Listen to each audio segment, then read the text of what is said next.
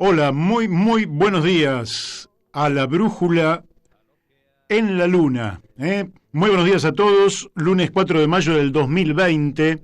Y les voy a comentar primero que son las 12 horas, 2 minutos, y que la temperatura en estos momentos aquí en el Palomar, Argentina, es de 20 grados centígrados, con bajas probabilidades de precipitaciones, un viento muy suave, muy moderado, de apenas 5 kilómetros por hora, una humedad intermedia del 69% y una expectativa de temperatura máxima de 21 grados.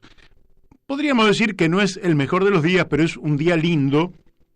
Y como siempre les digo, a tratar de disfrutarlo, que no va a haber otro lunes 4 de mayo del 2020, nunca jamás. Es el único que tenemos y hay que disfrutarlo. De manera que cada día es único e irrepetible en nuestras vidas y también en el espacio cósmico. De manera que a todos los buenos días, a los oyentes que se han quedado en la antena de Radio La Luna AM 1140, después de haber escuchado unos muy buenos tangos. Muy buenos días a Beto Perdomo, el operador que hace posible que esto llegue a todos lados con absoluta claridad. Ahí está la hinchada, el tipo siempre se trae una poderosa hinchada que se queda escuchando el programa, lógicamente. Yo hablo y siento ahí la multitud que respira muy cerca, y lógicamente más de 2 metros por el tema del coronavirus, pero de todas formas esta es una hinchada muy particular. Le damos los muy buenos días a Daniel de Abrantes, que nos está escuchando y que además no participa en la radio por este tema de la cuarentena, si no estaría acá junto con nosotros, porque lo está desde el primer día, 1 de octubre de 2018. También le damos los muy buenos días a Daniel Pérez, es el que también tendría que estar acá, pero bueno, ¿qué va a hacer? La cuarentena nos impone limitaciones que no podemos superar. Él hace toda la postproducción, es el que le permite a quien quiera, porque mucha gente me lo está preguntando, hoy me lo preguntaron 2 personas desde el interior de la Argentina, cómo llegar a los programas, y bueno, se llega muy fácil. Usted entra, primero tiene que prender la computadora, lógicamente, o tener encendido el celular. Va a Google, ahí pone YouTube, y en YouTube usted busca La Brújula en la Luna, y ahí le aparecen los 500 reportajes y le aparecen también los últimos programas enteros. Si usted quiere, por ejemplo, escuchar un programa entero, bueno, pone ahí el programa entero y lo escucha las 2 horas. Y si en particular le interesa a alguien, escucha a ese alguien. Así que buenos días, Daniel Pérez. Le vamos a dar también los muy buenos días a Radio Fénix de Corrientes, y a su directora, la doctora Mónica Colunga. Ahí está, esta tribuna que es muy afectuosa, también le manda un fuerte saludo a Mónica, allí en Corrientes.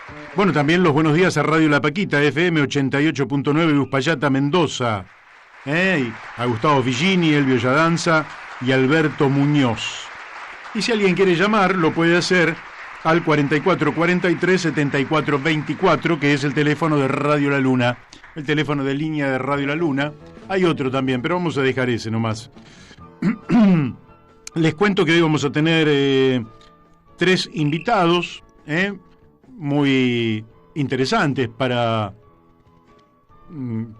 nosotros. El primero es Antonio Elio Brailovsky, que como ustedes saben, Antonio es un hombre de una cultura gigantesca, historiador, ambientalista y defensor del pueblo en temas ambientales durante muchísimos años.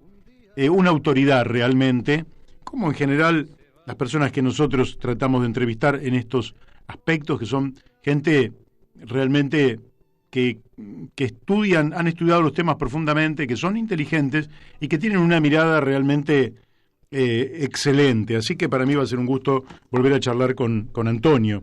Después lo vamos a tener al doctor Julio Raffo, con quien vamos a hablar de temas políticos, pero le vamos a preguntar también qué pasó con este tema de la liberación de condenados por crímenes graves o por delitos graves, y de qué se trata, si es un acto de imprudencia, es un problema ideológico, es un tema político o hay corrupción. Así que le vamos a preguntar a Julio Raffo y vamos a hablar de otros temas también. Y con el doctor Mario Borini, como ustedes saben, profesor de salud pública en la Universidad de Buenos Aires, que no es lo mismo ser médico, que lo es, a ser profesor de salud pública, porque la salud pública atiende un sinnúmero de otras cuestiones, más allá de la propia enfermedad de la persona. Y le vamos a preguntar a 46 días del inicio de la cuarentena cómo evalúa los resultados, qué nos puede enseñar la experiencia internacional. De manera que vamos a tener un programa que entiendo va a ser muy entretenido, espero que lo sea, y que sea agradable para todos. Si ustedes me preguntan cuáles son los temas más importantes, bueno, como siempre está este tema del coronavirus, donde, bueno, su evolución marcha desde una cuarentena absolutamente rígida a una cuarentena que se va flexibilizando, no solo por orden del Poder Ejecutivo Nacional y los gobernadores, sino por imposición de las necesidades de muchísimos argentinos que necesitan trabajar para vivir, y que no tienen otra chance más que, en algunos casos, romper la cuarentena. No los estoy justificando, simplemente estoy relatando lo que me parece que es bastante obvio. Encontramos hoy, por ejemplo, un oyente, Miguel, a las 6 de la mañana me manda un WhatsApp diciendo que él vive muy cerca del acceso oeste y que virtualmente le parecía que era un día normal a las 6 de la mañana por la enorme cantidad de coches que estaban circulando, que no podía decir si había uno más o uno menos, pero que evidentemente no se trataba de lo que habían sido los días anteriores de cuarentena.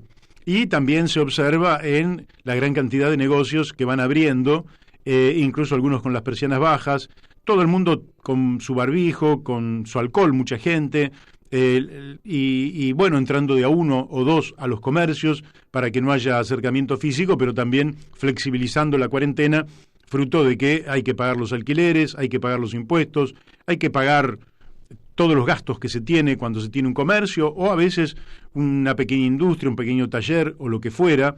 De manera que, bueno, habrá que ver cómo va evolucionando esto, y eso es uno de los temas que vamos a estar hablando en el programa, pero sí es dable entender que esta cuarentena se va flexibilizando, como también llega a nuestros oídos que se va a flexibilizar en Europa, entonces, pero claro, Europa está entrando de primavera a verano y nosotros venimos de otoño a invierno, entonces, lógicamente que son temas que los especialistas tienen que pronunciarse al respecto, pero lógicamente cuando el bolsillo apremia es el tema de este tiempo aquí y en el mundo.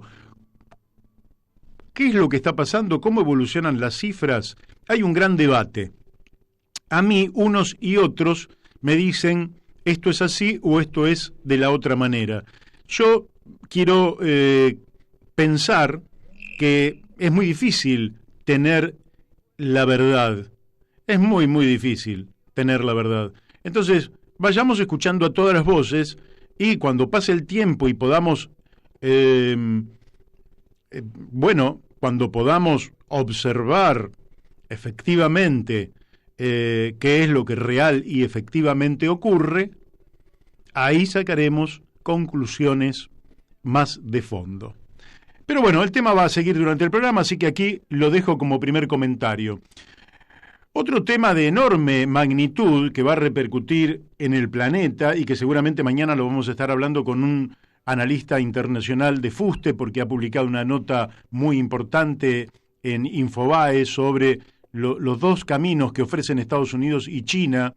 Se trata de Eduardo Bior, con quien ya hemos hablado, pero hace unos meses que no hablamos con él, va a ser un gusto también hablar con él. ¿Por qué? Porque China... vamos a ver si esto es rigurosamente cierto, pero por lo menos aquí se nos ofrecen varias fuentes, y esto, escúchelo muy, pero muy bien, muy, pero muy bien. Y antes de contarles esto, le voy a decir a Beto, te voy a pasar el teléfono de Brailovsky, Beto, para que lo llamemos en unos minutos. Así que bueno, lo vamos haciendo. Ustedes piensen que nos estaban faltando dos amigos acá en la mesa y entonces vamos sacando las cosas como podemos. Pero les decía, quedó el suspenso ahí, con esta interrupción quedó el suspenso. ¿Qué pasa con China? China sorprendió al mundo hoy, esto no es hoy exactamente, sino hace un par de días atrás, decidiendo cancelar el dólar en las transacciones bursátiles y comerciar oficialmente con yuan chino en lugar del dólar. Este es un paso audaz e importante en la historia económica de China. Esto significa que el dólar se ha vuelto inexistente en el comercio chino. El dólar estadounidense caerá bruscamente frente al yuan y podría afectar los mercados mundiales. Todos los mercados mundiales quedaron sorprendidos por la decisión. La noticia fue discutida hoy en el programa de la tarde de la BBC World English. Es una guerra económica que puede llevar al mundo a una guerra devastadora que no se puede descuidar. ¿Cómo Estados Unidos actuará frente a esta decisión? China 2021 liderará el mundo. Este es el viejo sueño de China y lo planeó desde hace varias décadas. Bueno, ese es un pronóstico respecto del 2021. Pero ¿qué podríamos decir en principio nosotros de esta decisión? En principio, el dólar es la moneda con la cual se hacen todas las transacciones económicas y financieras a escala planetaria. De manera que el dólar, después de la Segunda Guerra Mundial, desplazó a la libra esterlina como moneda internacional y a través de los organismos financieros de crédito, Fondo Monetario Internacional, Banco Mundial, Banco de Desarrollo, todo el mundo transó con dólares. ¿Esto qué le permitió a Estados Unidos? Le permitió a Estados Unidos operar a escala global sin limitaciones. Entre 1945 y 1971, Estados Unidos actuó con la promesa de que por cada dólar que emitía, es decir, de papel pintado, digámoslo, por cada papel pintado que emitía, tenía una cantidad de oro. Pero Francia, allá por el año 69, inició un pedido a Estados Unidos. Le dijo, bueno, yo le voy a dar estos dólares y quiero que usted me dé el oro. Entonces, Estados Unidos no le dio el oro a Francia y en 1971 Richard Nixon decretó unilateralmente la inconvertibilidad de los dólares en oro. Quiere decir que el dólar a partir de ese momento iba a ser papel pintado que iba a administrar la Reserva Federal de los Estados Unidos, el Estado norteamericano. Iba a ser adoptado igual prácticamente por todo el planeta como la moneda de uso corriente, fruto de que Estados Unidos era la economía por lejos más poderosa del planeta y por tanto todos aceptaban esta condición. Si China, ahora transformado en una superpotencia, deja de trabajar con dólares, la zona del planeta en la cual van a actuar los dólares es menor y muchos dólares que estaban en Asia vendrán seguramente para Occidente, generando una enorme cantidad de dólares y probablemente un derrumbe en el valor del dólar. Lo vamos a estar hablando con especialistas, pero esto es lo más probable. De manera que no solo dejará de ser moneda hegemónica, sino que también en gran medida va a dejar de ser la moneda de reserva, de valor, de ahorro, para millones y millones de seres humanos. Y el dólar probablemente se caiga a tal punto que genere consecuencias hoy virtualmente imposibles de prever, pero entre las que sí podemos prever es que va a caer el poder relativo de los Estados Unidos en el mundo y que además seguramente las deudas en dólares contraídas por países, entre ellos la Argentina, quizás, esto no lo puedo decir, quizás también achiquen su magnitud si el dólar empieza a caer en su cotización internacional y entonces lo que hoy es un dólar, mañana podrían ser, digamos, 0,5 dólares, 50 centavos de dólar. No digo que esto va a ser así, estoy dándolo como ejemplo. Pero me parece que sí, este es un tema central para poder, porque esto va a repercutir sobre todo el planeta, no es una medida aleatoria, es una medida absolutamente constitutiva de un orden mundial cuyos vectores son pocos. Uno es el desarrollo científico-tecnológico, el incremento del comercio internacional, y uno de esos vectores es el monetario, la moneda con la cual se realizan las operaciones. Sí, ¿y nos comunicamos con Antonio? Bueno, Daniel.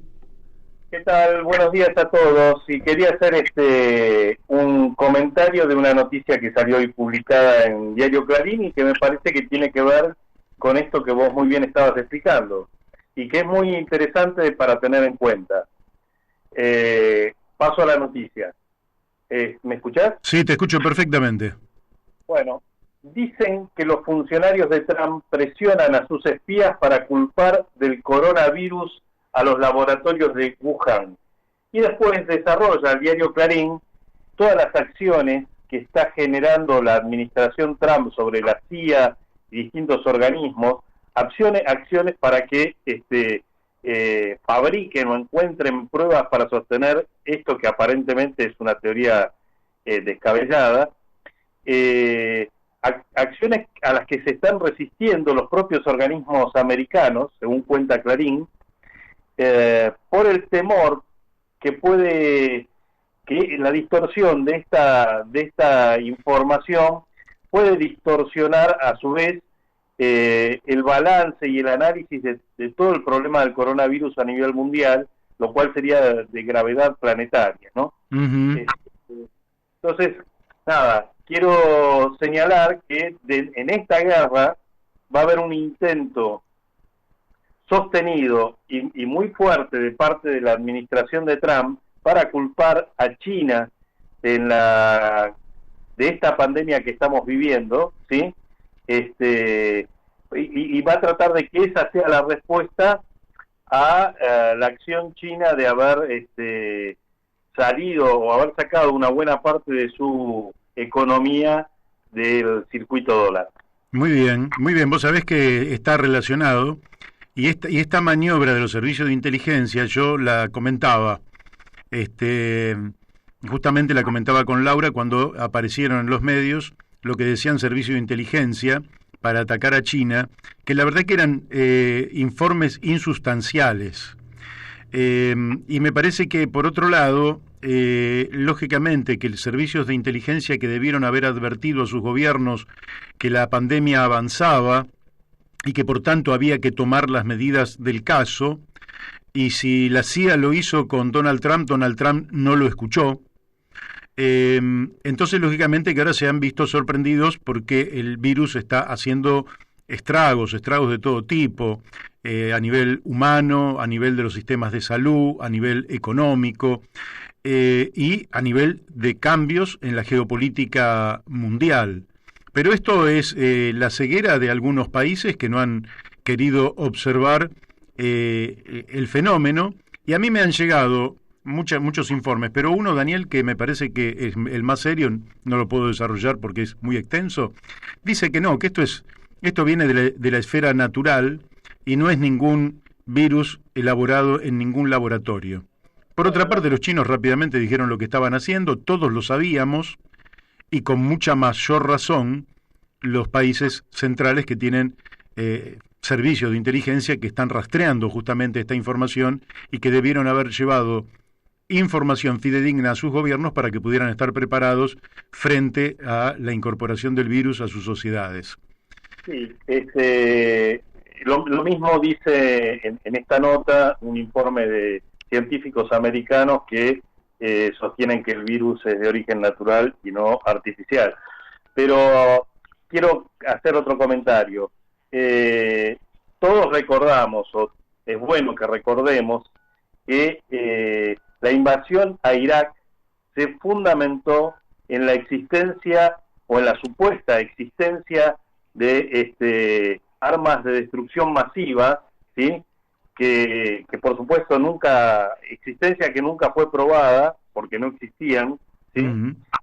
Pero que esa noticia falsa o falsa información le permitió a los Estados Unidos, por lo menos durante algún tiempo y frente a parte de su, fundamentalmente de su opinión pública, fundamentar esas acciones. O sea que atrás de esto se va a venir toda una andanada mediática para sostener esta afirmación. Te complemento. En realidad, el problema, la excusa de Estados Unidos para invadir Irak y generar una masacre fue la existencia de armas de destrucción masiva que, como decís vos, no existían. Esa fue la excusa. La causa fue que Saddam Hussein, que había sido aliado de los Estados Unidos, había tomado la disposición de comercializar el petróleo en euros, es decir, en una moneda ajena al dólar. Entonces el escarmiento, al igual que Libia, para aquellos que quisieran desvincular el comercio internacional de petróleo del dólar, fue la destrucción de aquellos regímenes. El problema con China es que no es ni Irak ni Libia, es una superpotencia donde la posibilidad de intervención es infinitamente menor. Y con la torpeza con la que se está manejando Donald Trump y los Estados Unidos, es difícil que den vuelta esta situación, y pienso yo que las derivaciones de esto van a traer consecuencias que hoy son difíciles de sospechar. Lo que sí mañana vamos a hablar con Eduardo Bior es los dos proyectos, por eso mañana sigan el programa, los dos proyectos de intervención a escala global, uno el de Estados Unidos y otro el de China, que son muy distintos y que son de interés para países como el nuestro. Sí, perfecto. Y te agrego a lo que vos decías, que obviamente todo el mundo está anticipado de esta jugada y bueno, los movimientos van a tener más que ver con necesidades de orden de geopolítica que con la verdad, como siempre. Sí, claro. Lo que pasa es que todos nosotros, cuando recibimos una noticia, primero ya empezamos a sospechar si es buena o es mala. Pero suponiendo que pensamos que es buena, por lo menos el sector más informado de la opinión pública, después corrige, si la información es mala, corrige. Y bueno, esa corrección después también tiene un costo, porque vos sabés que determinadas fuentes son mentirosas. Creo que estamos en contacto, ¿no? No estamos en contacto. Pero si no vamos a tener que salir. Bueno, no, sigo hablando con Daniel. Sí. Vale. Entonces también tiene un costo, porque van perdiendo credibilidad lo que dicen algunos estados y algunos dirigentes. Por ejemplo, Donald Trump ya no es un dirigente creíble, y cuando estas maniobras, por ejemplo, lo que estabas diciendo vos, que había salido hoy nada menos que en Clarín, es decir, insospechado de tener una política contra Occidente o contra los Estados Unidos, donde él quiere forzar a los servicios de inteligencia a inventar cualquier excusa para que poder descargar las culpas de esta crisis sanitaria mundial en la administración china, es indudable que lo que después puedan decir, cierto o falso, va a tener poca credibilidad. Sí, te aclaro, ¿no? Lo que reproduce Clarín es una nota del New York Times, ¿no? Que esto se está discutiendo muy fuertemente en Estados Unidos, es un gran bochorno, como tantos a los que tiene acostumbrada esta administración Trump, que es realmente impresentable. Pues mira, estos empresarios, brutos empresarios, muy ignorantes, incultos, con algún carisma, si se quiere, alguna presencia y dueños de una fortuna, acá pasó lo mismo con Mauricio Macri, no están en condiciones de gobernar naciones, son incompetentes para gobernar naciones.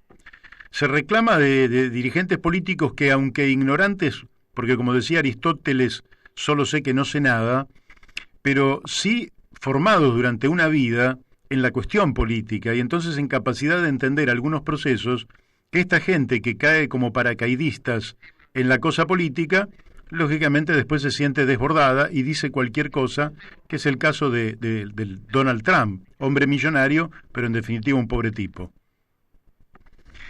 Bueno, Daniel, vamos a ir un tema acá y vamos a ver si nos podemos contactar con nuestro amigo. Perfecto. Bueno, te mando un abrazo, vamos a un tema y inmediatamente tratamos de estar en contacto con Antonio Elio Brailovsky. Bueno, hasta luego. Hasta luego. Bueno, seguimos aquí en La Brújula por Radio La Luna y ya estamos en contacto con Antonio Elio Brailovsky. Buenos días, Antonio. Hola, buen día, ¿qué tal? Bien, bien. Bueno, nos ha costado un poco la comunicación, pero bueno, hemos perdido algunos minutos de oro, diría alguien, o de comunicación simplemente. Antonio, sí. Que son muy muy valiosos contigo, así que es una pena, pero vamos a tratar de aprovechar los que nos quedan. Bien. Mi pregunta es inicialmente, porque ahora hay todo un debate en torno a el virus, ¿viste? No digo que vos nos des la respuesta, porque hay algunos que dicen que ha sido fabricado artificialmente en laboratorios y otros que dicen que es un proceso natural. Ahora, mi pregunta tiene que ver con algo que ya difundí. ¿Cómo se relaciona la liberación, es decir, la expansión de este COVID-19 con las invasiones, abusos y rapiña que los más poderosos hacen sobre la Tierra, sobre el resto de las especies vivas y también sobre otros seres humanos? ¿Cómo se relaciona esto? Mira, lo primero que hay que plantear es que esto no es un fenómeno natural, que este es un fenómeno artificial. No artificial en el sentido de que alguien haya creado un virus en un laboratorio porque es una idiotez. La guerra bacteriológica se abandonó hace tiempo, no por razones éticas, sino porque es inmanejable. Claro. Es decir, uno dispersa una enfermedad y afecta a los amigos y a los enemigos, de modo que no sirve como arma. Claro. Esto se abandonó, insisto. Lo que sí hay que plantear es que hay millones de virus que están habitando animales, los animales de fauna. Claro. Todas las especies silvestres tienen virus y se las arreglaron para convivir mejor o peor con ellos a lo largo de miles o millones de años. Ha habido una coevolución entre el virus y el bicho. Ahora, ¿qué ha pasado en los últimos años? En los últimos años ha habido una destrucción de la biodiversidad. Sí. ¿Para qué sirve la biodiversidad? Sirve para protegernos a nosotros. Cuando un animal está enfermo, aparece otro que se lo come o se muere en medio del bosque o simplemente no interactúa con los humanos. Cuando no hay una biodiversidad compleja, hay muchas más probabilidades de que los animales enfermos salgan de su hábitat natural y empiecen a interactuar con humanos. Claro. Entonces no es que un chino se puso a comer murciélagos o un mercado de animales exóticos. Es una situación generalizada en todo el planeta de destrucción de la biodiversidad que hace que los animales enfermos, los animales de fauna enfermos, estén más cerca de nosotros. Y esto significa que ahora tenemos un COVID, el año que viene vamos a tener otra cosa y el otro año vamos a tener otra cosa. No es una enfermedad. En este caso es una particularmente agresiva para los humanos, pero no sabemos cuál va a ser la próxima. Lo que sí sabemos es que va a haber unas cuantas próximas. ¿Vos en el horizonte ves que esta reflexión que estás haciendo lleve a los seres humanos a aportar a la reconstitución de la biodiversidad o seguiremos destruyéndola, lógicamente, finalmente a expensas de nosotros mismos? Yo creo que esto es una propuesta política. Como toda propuesta política, tendrá gente que la siga y gente que la rechace o que la sabotee. Mucho más es una propuesta política que plantea disminuir el poder de las grandes empresas, disminuir el poder de los aparatos militares, etcétera, etcétera. Claramente no es lo mismo. O no es una cuestión de buenas o malas personas, sino un recordar que los mismos sectores de interés que armaron guerras por el petróleo, esos sectores de interés no les importa en absoluto ni la biodiversidad, ni el planeta, ni los seres humanos. Tremendo, sí, pero es así, es rigurosamente así. ¿Y vos cómo estás evaluando el impacto sobre el ambiente que ha ocasionado la paralización parcial de la actividad económica? Mira, yo creo que el principal problema no es esta ilusión de que Venecia está llena de cisnes y que los coipos andan dando vuelta por las ciudades o los jabalíes en Madrid. Creo que el problema aquí es que por razones de costos hay una presión de los industriales para relajar las normas ambientales en todo el mundo. O sea, permisos para contaminar. Y esto lo estamos viendo en todas partes, incluyendo en la Argentina, que se han bajado los aranceles de importación de plaguicidas y elementos para producción de agrotóxicos.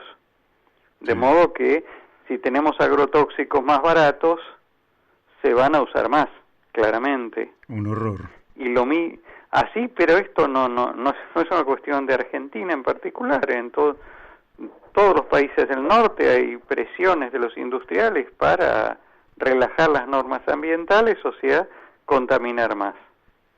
De modo que el impacto en el cortísimo plazo es, vamos a ver cisnes en Venecia y coipos en las ciudades sudamericanas. En un poquito más vamos a ver un empeoramiento de las condiciones de contaminación, salvo, ya te digo, como esto es política, salvo que haya ciudadanos que reclamen en el tono más duro posible. Sí, esos ciudadanos deberían ser principalmente los jóvenes, ¿verdad? Que tendrían... Bueno, yo no soy joven y No, vos pero... estoy protestando como un loco por todo Pero vos esto. desde que eras joven lo estás haciendo. Claro. Escúchame, ¿cómo estás viendo el tema de la era del petróleo? Hay un analista, un norteamericano, Jeremy Rifkin, que dice que llega a su pico en el 2028 y ya es una era que entra en decadencia total. ¿Lo sentís así? ¿Qué va a pasar? Porque son intereses que están presionando, lógicamente, para extraer el petróleo de las rocas, ¿verdad? Como quien diría, sacar dólares de donde no se puede.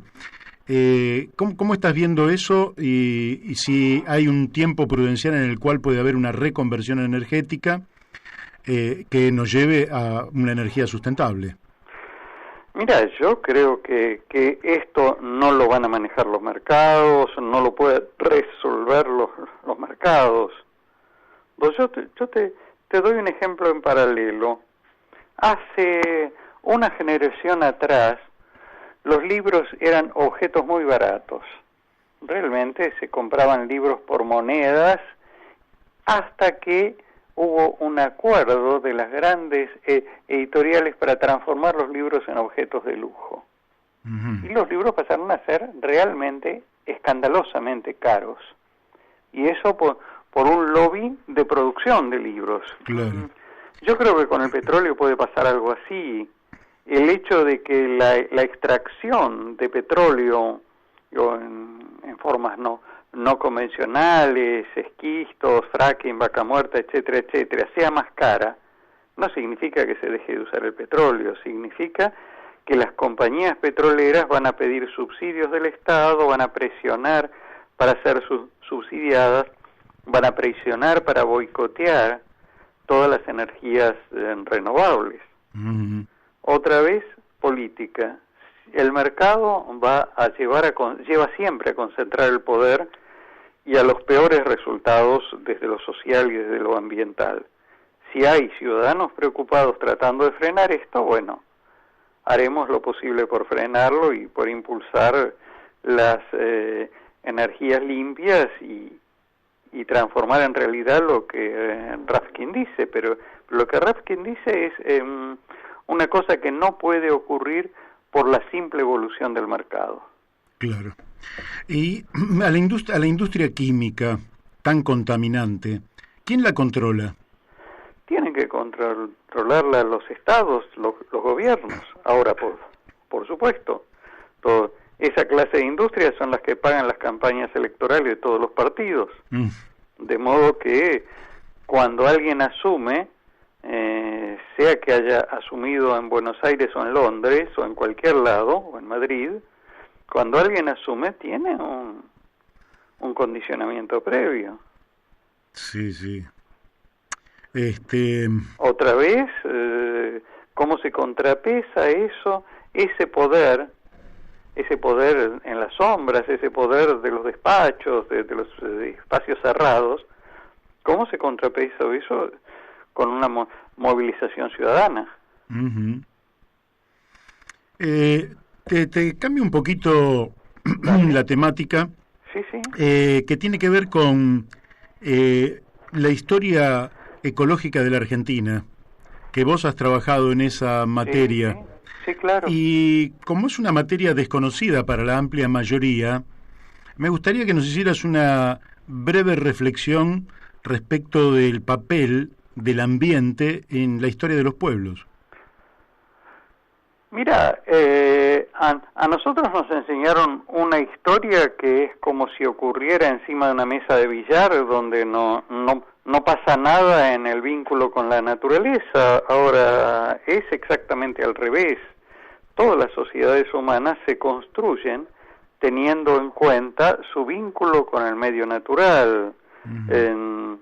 Las ciudades se fundan en un lugar que esté cerca del agua, claro, suficientemente cerca como para que haya abastecimiento y no tan cerca como para inundarse, y se fundan en relación con recursos naturales disponibles, y sobreviven o fracasan las sociedades en función de su vínculo con el medio natural. Distintas sociedades trabajan de diferente manera esos recursos, y bueno, aquellas sociedades que las destruyen terminan cayendo, algunas de una manera que no se nota, como que no se nota, como por ejemplo la antigua Babilonia en la Mesopotamia asiática. Uh-huh. Babilonia cayó no solo por una cuestión militar que lo conquistaron otros, sino además porque destruyó su sistema de riego, destruyó el suelo, salinizando los suelos con un mal sistema de riego. Entonces, una sociedad que no puede alimentar a su gente tampoco puede alimentar soldados. Sí, claro. Fue decayendo, perdiendo poder militar, y finalmente de la conquista de Babilonia, la caída de Babilonia, que ahora son un montón de ruinas, fue simple transcurso del tiempo, pero no fue un hecho político, fue un hecho ambiental. Qué interesante. El hecho de que nosotros en Argentina estemos asentados sobre por lo menos varias decenas de millones de hectáreas altamente fértiles, ¿no nos ha llevado al abuso de taparlas con cemento y hacer extensivas ciudades que se vuelven realmente energéticamente ineficientes, dilapidadoras y productoras de tanta basura que realmente apesta al ambiente? Agregando una cuestión suicida en términos de cambio climático, y es que casi todas las ciudades argentinas han ido creciendo hacia abajo, es decir, bajando hacia sus zonas de inundación. Uh-huh. Y esto, cuando en condiciones de cambio climático que implica en las zonas en las que implica el cambio climático implica ascenso de los ríos, bueno, hay una ciudad que baja y un río que sube, se encuentran. Claro. Por el contrario, en las zonas áridas y semiáridas ha habido un despilfarro de agua, y en la cordillera ya no llueve, ya no nieva. los ríos de montaña están en emergencia hídrica y nuestras sociedades siguen despilfarrando agua, dándosela a las petroleras y las mineras, pero en cualquier momento en sitios como Mendoza, San Juan, La Rioja, Catamarca, Salta, no va a haber agua para la gente o para los cultivos. Y esto también es un conjunto de irresponsabilidades planteadas en función de una presión comercial, empresaria, etcétera. Otra vez el sector de poder que piensa en sus propios beneficios y no en la sociedad. Claro. Aquella frase de que el agua vale más que el oro, ¿verdad? Eso es conciencia aparentemente en algunas sociedades como la mendocina, que de pronto, siendo en general bastante tranquila y conservadora, de pronto se unió en las calles al margen de las banderías en función de defender el agua, ¿no? Después de 10 años casi de sequía. Y sí, ahora la pregunta es si es una etapa de sequía o son las nuevas condiciones de normalidad.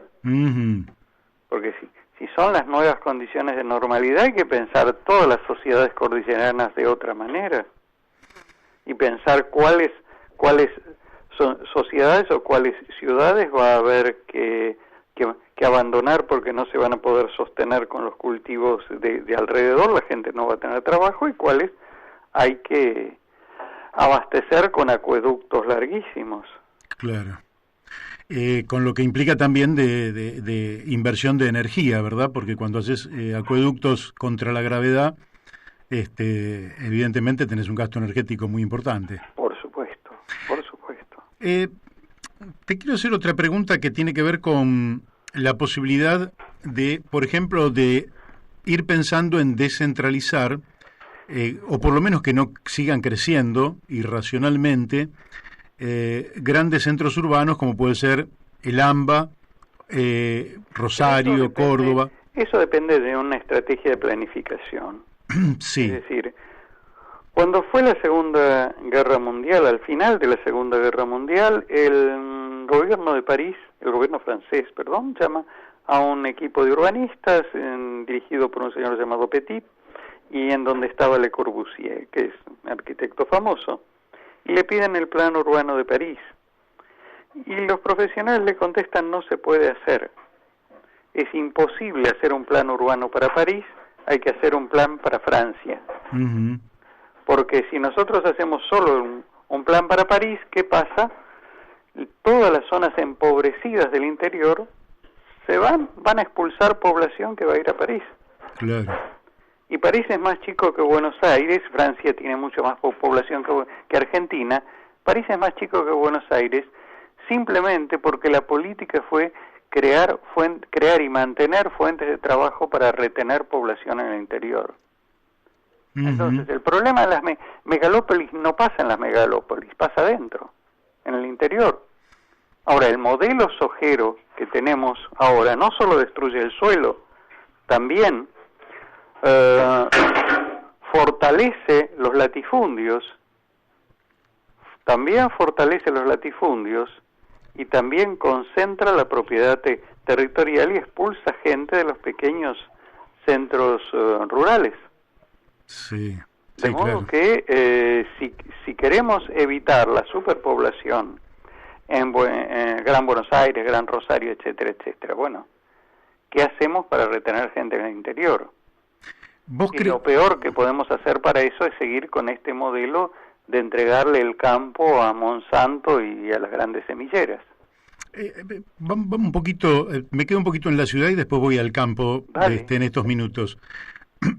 ¿Vos creés que, por ejemplo, digamos, porque lo que estamos verificando, y yo lo veo a diario, digamos, en el AMBA, acá en el área metropolitana de Buenos Aires, es lo siguiente, que lo que vos decís, crece la población, pero la construcción de viviendas cada vez se hace más precaria en asentamientos y villas, ubicadas muchas veces en zonas bajas, donde terminan siendo inundables.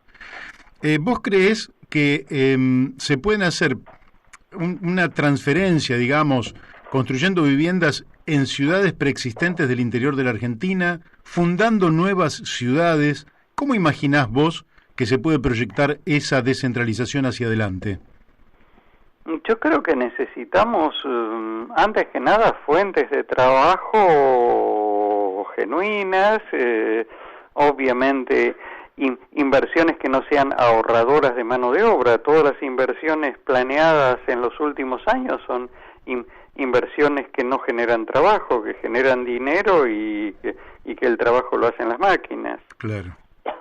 Ahora, lo que uno ve en el interior del país son amplias zonas con viviendas abandonadas, con viviendas subocupadas, etcétera, etcétera. Ahora, uno piensa, ¿quién se va a ir quién quiere irse a vivir a sitios como Chiclana, Guanaco, sitios así? Son pequeños pueblitos que decayeron cuando se cerró el ferrocarril, cuando dejaron de hacer ganadería alrededor, cuando llegaron los tractores y las fumigadoras de Monsanto. Entonces hay que pensar un modelo productivo. Y bueno, en la medida que el modelo productivo atraiga gente a los sitios del interior, bueno, allí pensaremos una política de vivienda. Generalmente lo que funcionó bien es la autoconstrucción asistida.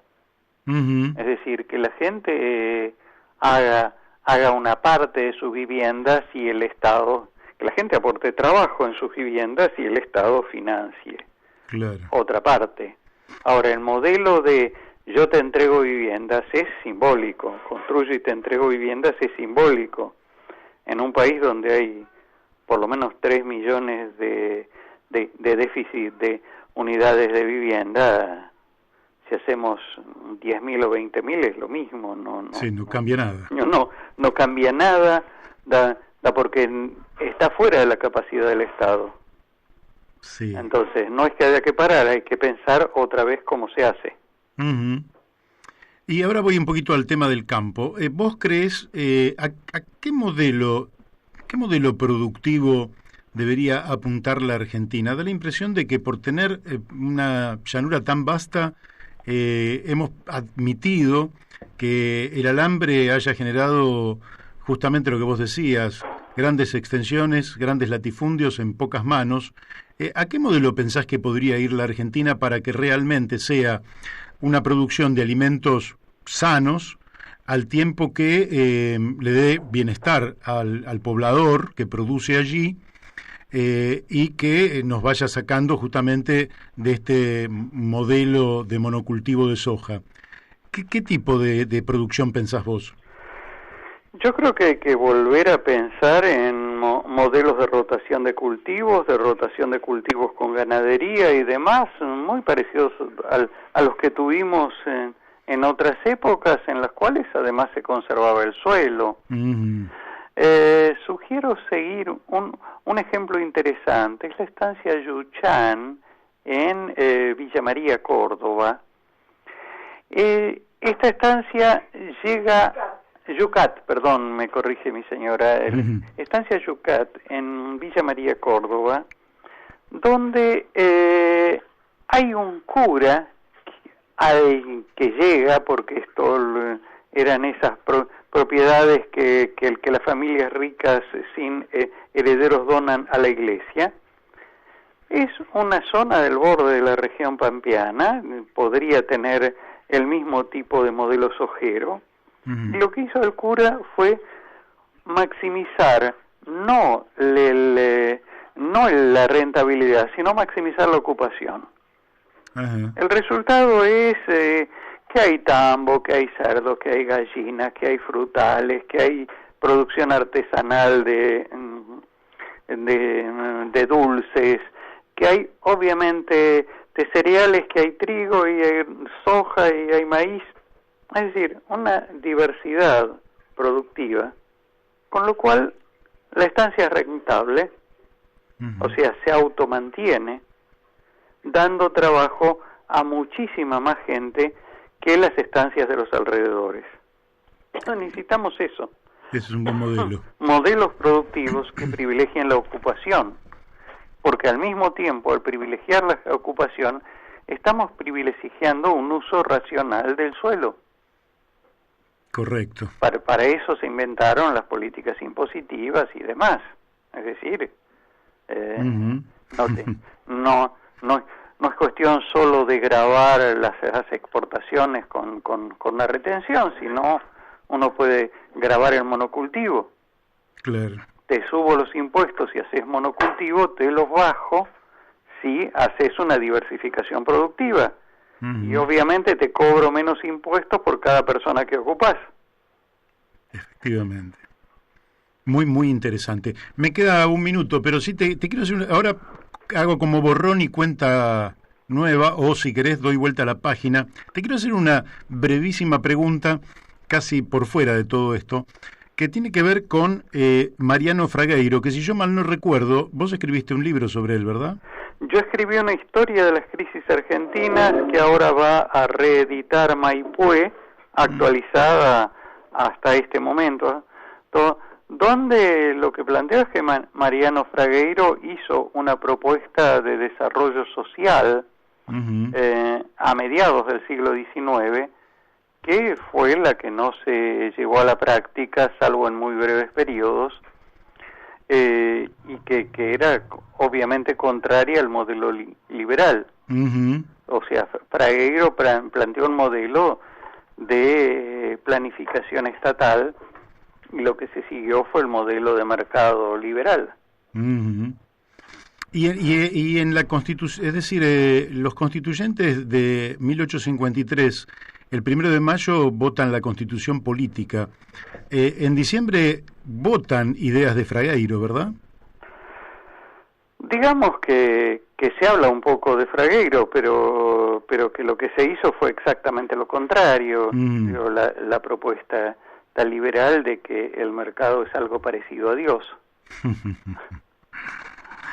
Tremendo, la panza es reina y el dinero es Dios. Algo así. Antonio, te agradezco muchísimo, el tiempo se nos ha ido, pero lógicamente que como quedan tantas cosas en el tintero, vamos a volver a conversar en otro momento. Cuando quieras, aprovechemos la pandemia y la cuarentena para reflexionar sobre temas importantes. Bárbaro, y espero que tu estadía allí en medio del campo sea lo más favorable posible. Te agradezco mucho. Dale. Bueno, fuerte abrazo. Hemos hablado con Antonio Elio Brailovsky, una autoridad en materia ambiental, social, histórica, y como ustedes han visto, un aporte que es increíble que no lo estén llamando los grandes medios de comunicación todos los días, si no fuera porque estos grandes medios de comunicación viven de anunciantes que son los que ponen la plata y son los que condicionan justamente el desarrollo ambiental y social de los argentinos. Seguimos aquí en La Brújula y ya estamos en contacto con el doctor... No, ya sé lo que me vas a decir. Vamos a decir con el diputado mandato cumplido, Julio Raffo. Buen día, Julio. Bueno, yo preferiría el amigo Julio, pero bueno. Las formalidades requieren a veces estas cosas. Bueno, Julio, vos, además de diputado, fuiste, yo no recuerdo si profesor en Filosofía del Derecho. Así es, largo, casi 50 años, aquí y en el exilio en Río. Bueno, que eso creo que me hace que seas, para la pregunta que te voy a hacer, una persona bien calificada. Aquí han ocurrido en los últimos, sobre todo en la última semana, algunos hechos que han conmocionado a la sociedad, que ha finalizado anoche con un cacerolazo en el que participaron, te puedo asegurar, porque me ha llegado y porque lo estuvimos en algunos grupos de amigos verificando en muchos lugares, ha sido un cacerolazo de enorme magnitud, sobre todo porque en la liberación de presos, claro, encontrás violadores que los dejaron cerca de sus víctimas, en fin, gente todas condenadas por delitos muy, muy graves, y de pronto uno se pregunta qué es lo que pudo haber habido. Entonces a mí se me ocurrieron 4 posibilidades. Una es la estupidez humana, que nunca hay que evitarla, ¿verdad? 2, bueno, porque hay una ideología que nos dice que los que están detenidos lo están por razones sociales y tienen que quedar en libertad. 3 por razones políticas, es decir, soy opositor a este gobierno y le mando una libertad de presos peligrosos que van a significar una reacción en la sociedad. Y 4, por corrupción. O quizás sea una mezcla de estas o ninguna de estas. ¿Qué pensás vos? Bueno, mirá, es bastante interesante, más que interesante y más en la coyuntura la cuestión y la pregunta. Yo quisiera agregar que yo trabajé cuando estuve en el exilio en Brasil y cuando regresé del exilio intensamente en derechos humanos. Sí. Coordinador del CELS, abogado del CERPAC que presidía y preside Pérez Esquivel, sí, y asesor de Augusto Conte para el tema en la Cámara de Diputados. Y como tal, visité prisiones, visitamos presos, me acuerdo que hicimos un conjunto de organismos con la Asamblea y el CERPAC, visitamos las cárceles de Chile, aún en los tiempos de la dictadura de Pinochet, pasó un informe, estuve mandado por Amnistía Internacional a la cárcel de Tacumbú, la siniestra cárcel de Tacumbú, que hay en Asunción, en Paraguay, en la época de Stroessner, en fin, y acá también visitamos cárceles tipo Villa de Voto, no me recuerdo. Hicimos un informe que publicó la Asamblea completo, informe. Así que el tema carcelario me es importante. Cuando fui legislador de la ciudad, visité el CUR, que es el Centro Universitario Villa de Voto, lo apoyé, en fin, invité presos y tramitamos que la autorizaran para salir. La seguridad de la legislatura se puso muy nerviosa cuando llegaron condenados que estaban cumpliendo pena de prisión. Los llevamos a la legislatura a recibir unos premios que se le había dado por su obra, por su trabajo. En fin, el tema me es sensible y mi película Caseros, que pasó el chivo, se puede ver por YouTube, Caseros en la cárcel, tiene 93.000 visitas, trata del tema de la cárcel de Caseros en tiempo de la dictadura, que no es muy diferente a tiempos de ahora, ¿no? O sea, en cuanto a hacinamiento, en cuanto a alimentación, en cuanto a reglamento, en fin, es muy parecido en muchas cosas. Así que, dicho esto, acá yo creo que hay una mezcla un poco de todo. En primer lugar, hay algunos errores conceptuales graves que padecemos los argentinos, me parece. Nosotros nos olvidamos que la Constitución dice que las cárceles son sanas y limpias, no para castigo, sino para seguridad. Hay mucha gente, inesperadamente algunos militantes del organismo de derechos humanos que han dicho, hay fulano que tiene que podrir en la cárcel. Un disparate. No es ser humano que nuestra legislación lo pueda condenar a pudrirse en la cárcel. Sí, sí. La cárcel tiene el objetivo de la rehabilitación forzada, con restricción de la libertad personal, de personas que cometieron ciertos hechos que establecen la ley. Y eso no lo podemos eludir. Entonces, tener una política de soltamos porque hay pagos, no soltamos porque no se lo merecen, las dos cosas son equivocadas. Los jueces con sensatez deberían analizar cada caso. Claro. El que se mete un preso de un hospital a tratarlo o que le den prisión domiciliaria no depende de la gravedad de la pena que tuvo, sino depende de ciertas otras condiciones objetivas, estado de salud, edad, que tienen que ser apreciadas y valoradas por cada caso, sabiendo también que la liberación de ciertos presos puede crear una inseguridad también muy grande para otros. Por ejemplo, vi que a un abuelo que había violado a la nieta, que vivía el único domicilio que tenía con la hija y con la nieta, lo liberaban. Entonces el tipo iba a convivir de nuevo con la nieta violada. Sí, eso generaba un peligro tremendo para la niña que fue violada, fue víctima de hechos y un malestar, me imagino, para la familia, que el abuelo violador vuelva a la casa y si no que se vaya a los caños, a la calle, a ser hombre de calle, porque otra casa no tenía. Son situaciones muy violentas que los jueces deben ponderar con mucho criterio. Debo decir que en general, como decía el maestro Carlos Cosio, el Poder Judicial de la Nación, de la provincia, tiene algún sesgo ideológico. Dicho eso, no quiero salir porque agrego otra reflexión. Alguna vez yo dije, y no me voy a decir eso, que en alguna manera todo preso es político. Porque todo preso es resultado de un orden jurídico que tenemos los argentinos que tenemos que respetar, no es lo que no hay que respetarlo, pero tenemos que advertir, hay garantías constitucionales, por ejemplo la garantía de la propiedad, que hay que respetar. Ahora, esa garantía de la propiedad, por cierta visión política, si se la viola, genera consecuencias que los argentinos han votado a través de sus legisladores, que es el Código Penal. Entonces la violación por robo tiene tanta prisión, la por hurto tiene tanta prisión, la por fraude tiene tanta prisión, la de usurpación tiene tanta prisión. Pero hay otras garantías constitucionales. Por ejemplo, la del trabajo, y la de acceso y seguridad del trabajo, y la violación grosera de esa garantía no tiene ni multa, porque la indemnización no es multa. No hay un equivalente penal para la violación del derecho al trabajo. Los centros de garantía, sí, son constitucionales, sí, tienen las mismas garantías, sí, pero a uno la castigamos metiendo precio y otro lo castigamos diciendo indemnice si hubo daño, hay que probar que hubo daño. Algún daño se presume cuando el despido sin causa, podríamos decir que funciona como una multa, el daño presunto que genera el despido sin causa. Digamos, tiene sanción, no corrijo, hay una sanción de multa, pero hay una sanción de prisión para los que violan la garantía constitucional del trabajo. ¿Por qué? Porque es una visión ideológica que tenemos los argentinos sobre cómo tienen que funcionar las cosas, y es la que están en las leyes, y las leyes se las cambian, o se las cambian por los procesos democráticos, que es lo que transitamos ahora y tenemos que defender todos los argentinos, o a veces en otras oportunidades, con 1810 se les han cambiado de otra manera. Pero bueno, ese es el horizonte como veo yo las cosas.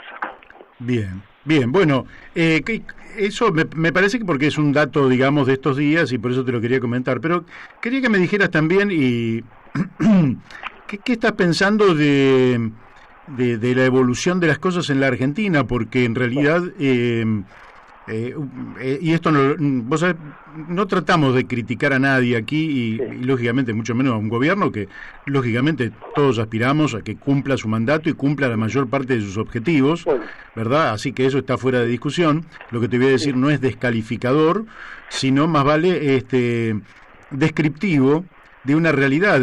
Se iba a poner a la Argentina de pie y estamos en cuarentena en casa. Bueno, voy a atender esto, pero me noto que hay que omitir algo vinculado al tema de la corrupción. A esto se añade un empuje indiscriminado como principio, pero sectorial y muy discriminador como ejecución, de soltar a los chorros que hubo en el gobierno de los K.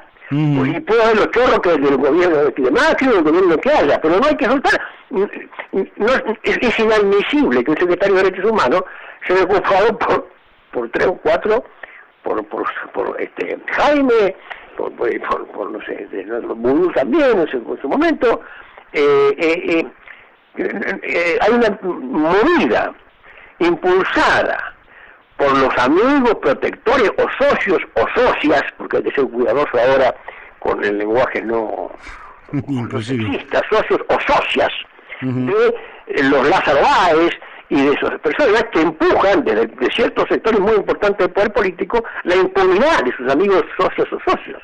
Entonces eso también entra en juego, y creo que bajo el noble principio de amnistía a los presos políticos, yo recuerdo que fui uno que fui caminando hasta Plaza de Mayo el 25 de mayo del 73, Plaza de Mayo hasta la cárcel de Devoto, desde la Plaza de Mayo del 25 de mayo del 73 a la noche, para exigir y obtuvimos la libertad de los presos políticos compañeros que estaban ahí en Devoto. En ese tumulto salió un chorro famoso que era un delincuente que se mezcló con los presos políticos, ahora se me borra el nombre, pero fue noticia titular de los diarios, y después fue un escándalo, con los presos políticos salió. Entonces con los posibles y graves afectados a una enfermedad que merecen el tratamiento que las leyes y el principio humanitario requieren, salgan estos chorros que no tienen ninguna amenaza de la salud, que tienen cárcel VIP, que no están asignados, no entiendo por qué. Bueno, no quería aludir ese tema. Paso a la segunda pregunta. Yo creo que yo estoy muy preocupado porque acá hay tres variables. Hay quienes señalan 7 problemas en el diario, en una columna política muy interesante, señalan que hay 7 problemas del gobierno. Yo por lo menos veo por 3 grandes problemas de los argentinos. Obviamente el de la pandemia y sus efectos en la salud y en la economía. Otro problema que veo es el del aislamiento regional que estamos transitando. Nosotros, como decía Pedro Mujica, decía a los uruguayos, a sus hermanos uruguayos, decía, no nos podemos mudar. Los argentinos tendrán los problemas que tengan, pero no nos podemos mudar, tenemos que tener buenas relaciones con los argentinos, decía Mujica, porque no nos podemos mudar. Los uruguayos no nos podemos ir, nos mudamos a otro país, a otro tierra. Los argentinos no nos podemos mudar. Y tenemos que tener relaciones regionales buenas siempre, nos guste o no nos guste. Así el señor Lanusse, puesto por una dictadura militar, que inauguró grave los procedimientos, después agigantó la dictadura del 76 genocida, tenía excelentes relaciones con el Chicho Allende, el primer presidente socialista de América. Y eran muy buenas las relaciones, muy buenas las relaciones. Hay que basta ver los hechos que hicieron, las visitas que se hicieron, lo que se decía el uno del otro, etcétera. ¿Por qué? Porque somos vecinos de Chile. Sí, claro. No podemos dudar. Y estamos transitando por problemas regionales con Brasil, con Paraguay, con el Mercosur, dinamitando el Mercosur. Me preocupa. La pandemia, su efecto de salud y economía me preocupa. Me preocupa esta política de aislamiento regional. Y ahora me preocupan los efectos, ojalá que no se produzca, el tema del default. Porque estamos todos afectados por la pandemia, pero dentro de todo afectados va a haber un país en default, si es que eso sucede. Entonces, esas tres combinaciones me parecen a mí explosivas. La combinación de todo esto es muy dañoso y muy explosivo. Y estoy muy preocupado. Y sí, hoy creo que hay declaraciones del ministro Guzmán que no va a haber modificación de la propuesta que hizo el país. Y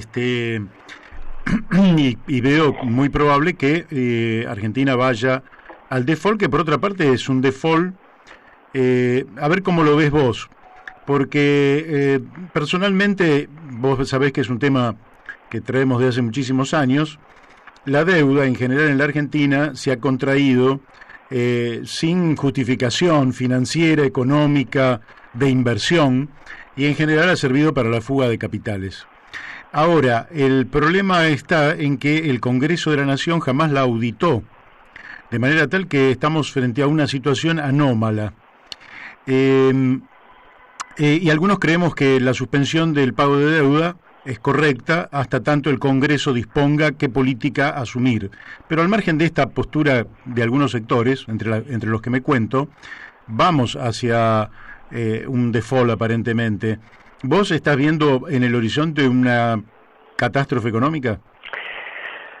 A mí, obviamente, el criterio de defender los intereses estructurales económicos de la Argentina adhiero y en fin, creo que los conocemos y, sí. Y quizás por eso me honran con la llamada de este programa. Pero me preocupan las consecuencias de esto. Todo se puede hacer menos ignorar o eludir las consecuencias. Así es. ¿No es cierto? Entonces, no estoy hablando de la legitimidad o ilegitimidad de decir, señor, vamos al default. El tema, hay ciertas complicaciones para auditar, y uno de los motivos por los cuales no se ha hecho, otros son los ideológicos, son los sectores del estafa aborigen, como decía Cosio, que siempre trabaja para los extranjeros. Hay un estafa aborigen, sin los cuales los imperios no podrían hacer negocio en la Argentina si no tuvieran el estafa aborigen, ¿no? Claro. Entonces, hay unos problemas, porque eso de la deuda de origen ilegítimo, después se cambió, un gobierno democrático, electo democráticamente, emitieron bonos y cambiaron esos bonos. Entonces, hoy por hoy, los tenedores de los bonos son todos tenedores de bonos que le dieron el gobierno elegido, que fueron electos por procedimiento democrático. Así es. Y si esto lo firmó fulano. ¿Qué me dice a discutir? No, pero pasa que el fulano reconoció como pago. Bueno, yo no sé, yo tengo esto, y dónde cómo lo pagué, dónde saqué la plata, si lo cambié, si traje dinero. Algunos llevaron dinero. Y acreedores de esos bonos. Otros lo cambiaron por bonos que habían sido cambiados por otros gobiernos electos como el de Menem, y otros que hubo canjes, cuando hubo el canje de la deuda, capitalización de la deuda, que no fue un blanqueo ni mucho, pero era muy parecido. Vos tenías un título de la deuda, en vez de pagártelo en dólares, como decía, te daban plata nominal y vos, si la condición de invertirla, si un proceso que se hizo bajo un gobierno más que respetable, y yo respeto mucho del presidente Alfonsín, que fue el plan de canje. Sí. Entonces, gente que tenía título de antes de Alfonsín, y antes de Alfonsín hubo gobierno dictatorial. Títulos emitidos y percibidos y administrados por gobiernos dictatoriales fueron cambiados, y ha sido un procedimiento que fue mezclando y la Biblia con el calefón, para decirlo de alguna manera, y ahora en ese cambalache no se puede, objetivamente no es fácil distinguir. Sí, claramente, es imposible. Sabéis, pero te digo, es difícil ejecución. Pero además de eso, que fuera fácil, el problema está en las consecuencias. ¿Cuáles son las consecuencias de Argentina para enfrentar una situación de crisis económica que tenía antes de la pandemia, del retroceso del Producto Bruto Regular, y ahora agravado por la pandemia, ese proceso de retroceso, y ahora agravado por el eventual default, si se produce, y agravado por el aislamiento regional. Es más, no solo regional, sino con la Unión Europea. También creo que han habido algunas fricciones por el tema de políticos, y yo creo que esto a mí me inquieta y me sobresalta mucho los padecimientos de nuestro pueblo, del pueblo argentino. Uh-huh. Está bien. ¿Y cómo estás viendo vos la relación entre el presidente y la vicepresidenta? No sé si vos seguís las disputas que hay, digamos, al interior del gobierno por lo que algunos dicen son los cargos en el Estado y otros dicen son las cajas en el Estado. Bueno, hay cajas que la manejan los cargos, ¿no? Sí, yo creo que yo también ahí veo, dentro de un marco general, que hace muchos años un querido amigo mío, que transitaba por cerca en las entrañas del gobierno de Néstor Kirchner, cuando yo le hacía algunos cuestionamientos, me decía: Julio, no te olvides que todo gobierno es un gobierno en disputa. En todo gobierno hay tendencia de disputa. Lo cierto que en tiene grado de paroxismo, me parece a mí. Porque si bien el gobierno es en disputa, todo gobierno en disputa, cuando un presidente, un ministro o un subordinado del ministro lo contradice, el ministro cesa. Y si no, preguntarle a Moro en Brasil. Claro. Y si no, preguntar, fíjate en otros países, o a Belis, con Menem, cuando un ministro contradice, y más un subordinado, entonces acá de repente aparece, volviendo al tema inicial, Petragano, y presentando un escrito pidiendo un privilegio para Lázaro Báez, creo que es socio, representante o titular o testaferro, no sé, del hotel que hay en Calafate. Y el presidente dice: no, yo no tengo nada que ver con esto, no tiene nada que ver, es un subordinado tuyo. Bueno, si es un subordinado, pero que no responde, pues responde a otra línea. Y como cuando se discutía si había o no presos políticos en Argentina, que el ministro del Interior dijo: sí, hay preso político. El presidente dijo: no hay preso político. Sí. ¿Cuál es la línea del gobierno sobre ese tema? La del ministro del Interior, que es el que está más cerca de los hechos, porque es el que está más cerca de la ejecución, o la del presidente, que se debe conducir al ministro del Interior y que está mediatizado frente a los hechos por lo que haga o no haga el ministro del Interior. Entonces, esto es muy grave, acá hay discrepancias muy graves, y creo que esto en el momento se va a tener que dirimir. ¿De qué lado queda la bocha? Claro. Sí, como diría el amigo Gramsci, que creo que es santo de nuestra devoción, por el aporte teórico que ha hecho al pensamiento del campo popular, diría: la hegemonía, ¿dónde está? Y ¿quién hacía una pregunta que a mí también muy inquietante? ¿El presidente Fernández es presidente o es árbitro? O un coordinador. ¿Es jefe o es árbitro? Porque son dos cosas distintas. Sí. Dirigir y conducir y que arbitrar. Gracias, Perón le iba a contrariar, o propio Néstor Kirchner, o Argentina, un ministro. De ninguna manera. No es lo lógico, porque el ministro está elegido por el presidente y es un fusible incluso. Esa es la palabra fusible, la histórica palabra, exactamente. Es el fusible del presidente. Entonces, si hay algo mal, lo cambio cuando quiero. Se pone y se saca por la voluntad del presidente, jurídicamente hablando. Políticamente hablando, en el gobierno de coalición, es otra cosa la cosa, ¿no? Y quizás el detonante formal o último detonante del caso de la Rúa fue lo que pasó con un ministro que le había puesto Chacho Álvarez, y entonces el Chacho pidió que lo sacaran, y entonces Benavides no lo quería sacar, y al final le dijo: sí, lo saco, y al otro día lo nombró secretario general de la presidencia, creo.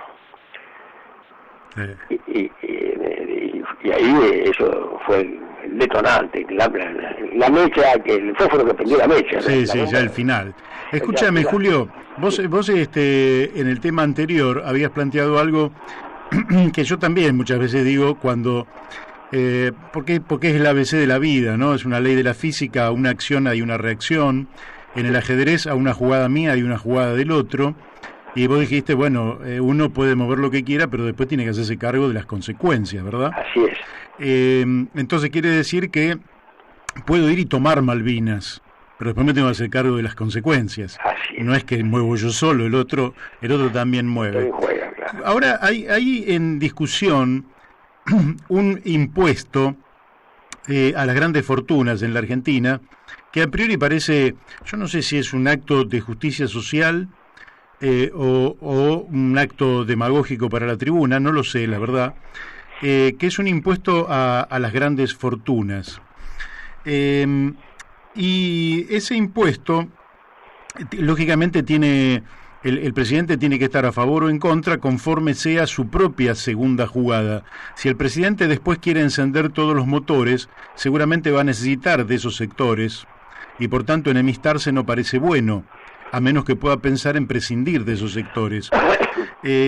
¿Vos cómo estás viendo en segundas instancias esta idea de el impuesto a las grandes fortunas para la emergencia, cosa que no se trata justamente de una reforma tributaria integral y permanente, sino se diría casi por única vez? ¿Cómo lo estás viendo?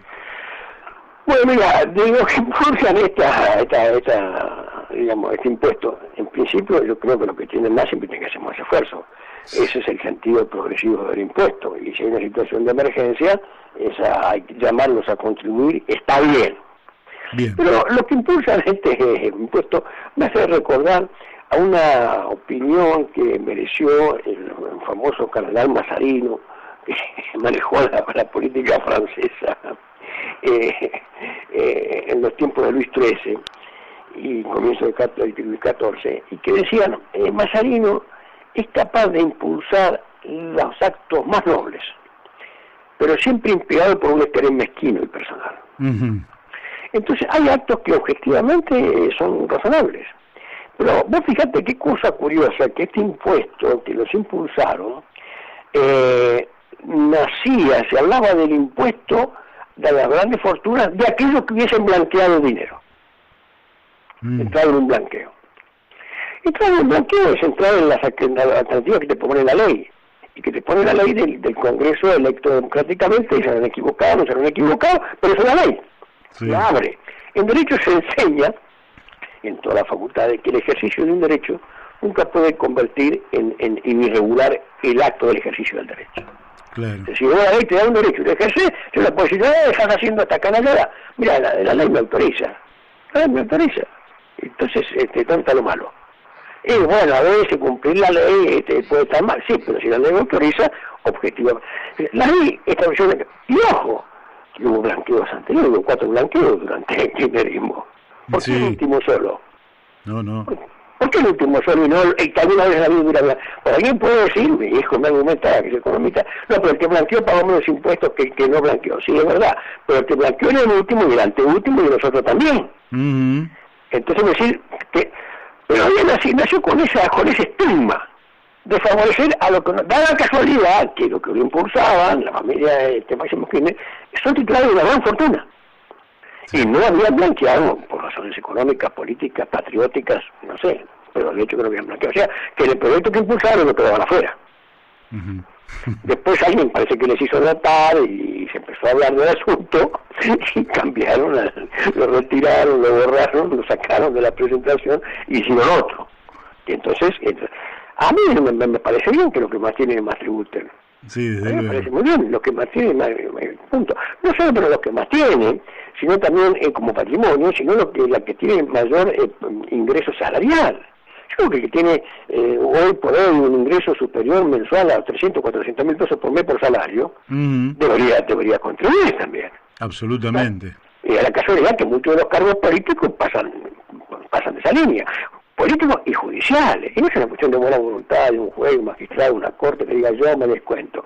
Tiene que ser una cosa objetiva para todos los argentinos. Porque esta historia del sacrificio y la solidaridad que le aplicaron a los jubilados fue una cabezada. Porque la solidaridad se aplicaron a algunos jubilados. A los jubilados del Poder Judicial todavía lo están estudiando, a ver si algún día se le aplica. Y tienen jubilaciones muy superiores a las jubilaciones mínimas. A los jubilados de la Cancillería, de los diplomáticos, que tienen una jubilación promedio de 300 mil pesos, todavía lo están estudiando porque parece que es muy complicado. A los jubilados políticos que tenían en su momento, cuando estuvieron vigentes leyes de emergencia, que ya no existe más afortunadamente para los cargos políticos, la privilegio, todavía lo están estudiando. Ahora, a los jubilados que ganaban más de una mínima, eso ya lo resolvieron rápido, eso se lo congelaron rápido. Sí. ¿Por qué esa diferencia de criterio? ¿Dónde está la solidaridad? ¿Dónde está la igualdad ante la ley? ¿Dónde está este gobierno que me había prometido aumentar las jubilaciones a todos? Bueno, no se puede disminuirlo, pero disminuyamos a todos por igual, sí, claro. Con el mismo respeto. O el tipo que es viejo, el jubilado del cuerpo que fue embajador, tiene más derecho que no lo fue. Con un agravante terrible que de repente se habló de esto, pero seguro subrayarlo. Al superior a la mínima será, pero no al superior al que tenga su vida asignada, al que perciba. Yo conozco un caso concreto que me consultó de una señora que tiene un hijo discapacitado. Ella tiene una jubilación y la pensión del hijo discapacitado que vive con ella. Entonces dijeron, a usted le congelamos porque usted cobra más de la mínima. Cobra su pensión más la del hijo discapacitado. Entonces, a uno le da la mínima, pero es más de la mínima. Entonces, congelada. Claro. Después conozco otra señora que tiene la jubilación de su trabajo y la pensión del marido que murió. Entonces, como le suman la pensión del marido, usted cobra más de una mínima. Entonces, congelado. Y el embajador cobra 300.000 pesos, no, eso hay que estudiarlo, es complicado, tiene aspectos jurídicos relevantes que hay que analizar. Todavía no lo hicieron. Y estamos en emergencia. Entonces creo que tiene que ser la grande fortuna y los grandes ingresos.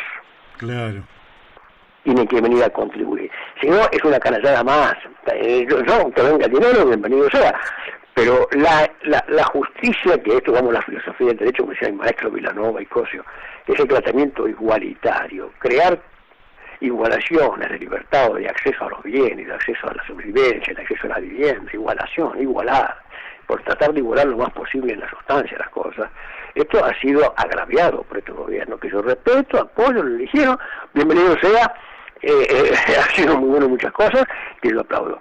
Pero en el tema de los jubilados, y también vamos a ver la ley de la riqueza, tendría que ir acompañada la ley de la riqueza también con el aporte de los grandes ingresos, que da la casualidad que los tienen algunos de los que impulsan esta medida, pero los grandes ingresos se olvidaron también, hay que estudiar, eso es complicado, hay que estudiarlo. Hay que estudiarlo. Bueno, Julio, te agradezco muchísimo, el tiempo se nos ha ido como siempre, pero ha sido sumamente agradable charlar contigo y reflexionar juntos sobre temas de actualidad, qué cosa que vamos a repetir en el futuro. Bueno, y yo me siento muy honrado, querido Mario, por tu llamado y muy contento de poder haberlo atendido, en fin, en la medida de mis posibilidades.